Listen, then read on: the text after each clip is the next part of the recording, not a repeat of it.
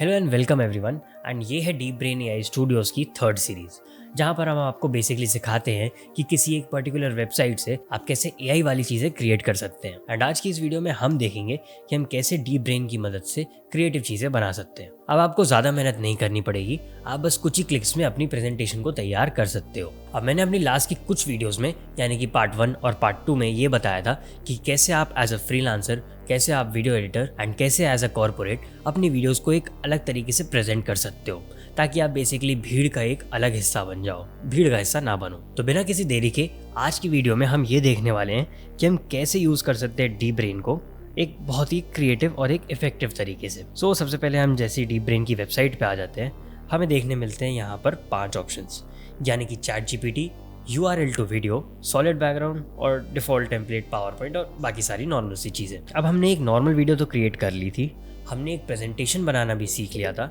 अब मैं आपको सिखाऊंगा कि कैसे हम बना सकते हैं एक किसी भी वेबसाइट का एक प्रेजेंटेशन बिना कुछ करे। आपको बस एक वेबसाइट खोल लेनी है। जैसे मैंने अभी रिसेंटली एक बाइक ली, तो उस बाइक की वेबसाइट मैं खोल लेता हूँ, RR310 एंड ठीक है। तो हमें मिल चुकी है एक वेबसाइट, यहाँ से इसे ब्लॉक कर देंगे।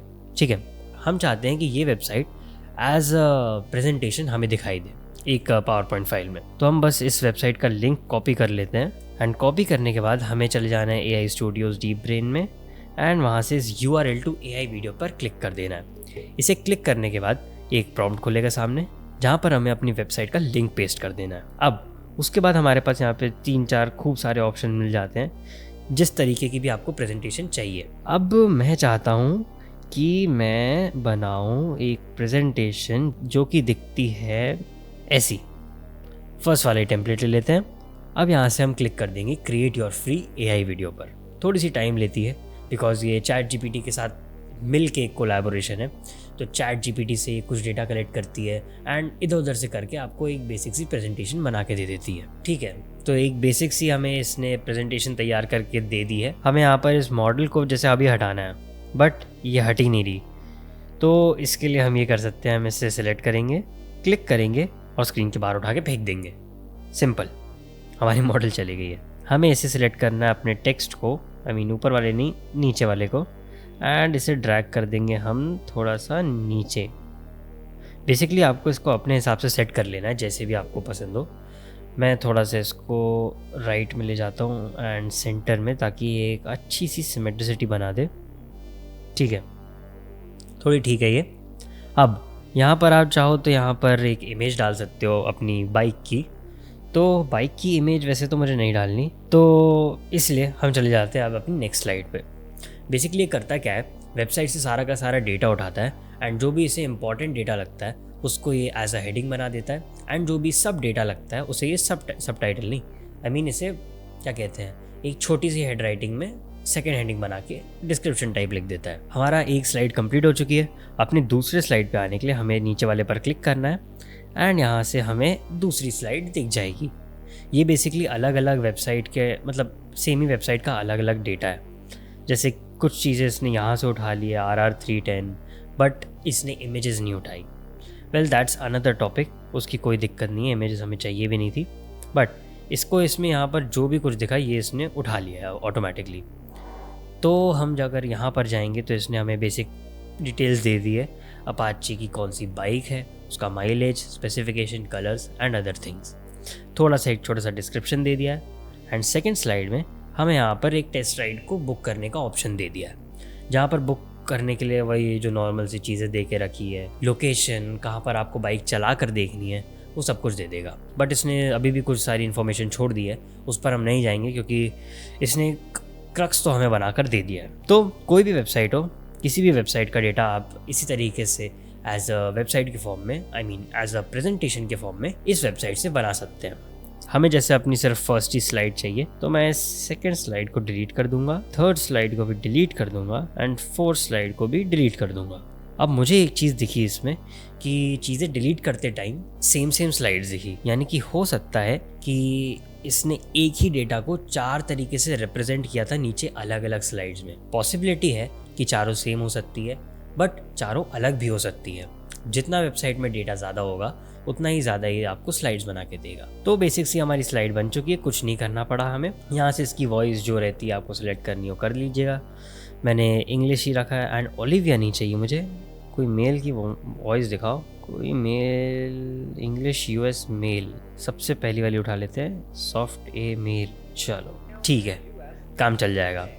इसे अप्लाई कर देंगे एंड यहाँ से बस हमें जेनरेट पर क्लिक कर देना है। अब हमारे पास 18 सेकंड का प्रोजेक्ट है, तो ये 18 सेकंड काट लेगा हमारे क्रेडिट्स में से। मेरे पास कुछ क्रेडिट्स थे ऑलरेडी, और अगर आपको भी कुछ क्रेडिट्स चाहिए तो आप डिस्क्रिप्शन वाले लिंक पर जाकर क्लिक कर सकते हो एंड फ्री में ये सॉफ्टवेयर को ट्राई कर सकते हो। वापस आते हैं हम अपने सॉफ्टवेयर पे, हम क्लिक कर देंगे जेनरेट पर एंड ये अपने हिसाब से थोड़ा सा टाइम लेगा और जनरेट करके हमें दे देगा। तो हमारे जनरेटेड आइटम्स हमें दिखेंगे कहाँ पर, which is projects, and projects के अंदर जाकर ये रहा हमारा बेसिक समरी रिपोर्ट।